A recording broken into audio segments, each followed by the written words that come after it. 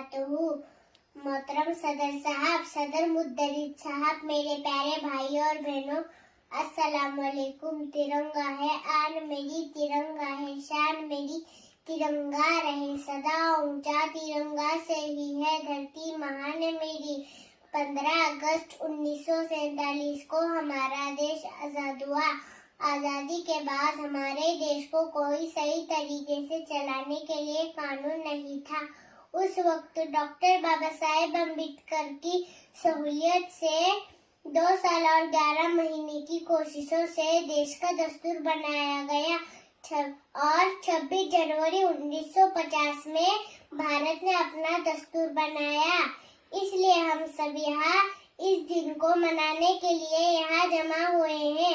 इतना कहकर मैं अपनी तकरीर यही खत्म करती हूँ इस शायरी के साथ। तिरंगा है आन मेरी, तिरंगा है शान मेरी, तिरंगा रहे सदा ऊंचा, तिरंगा से ही है धरती महान मेरी। अस्सलाम वालेकुम।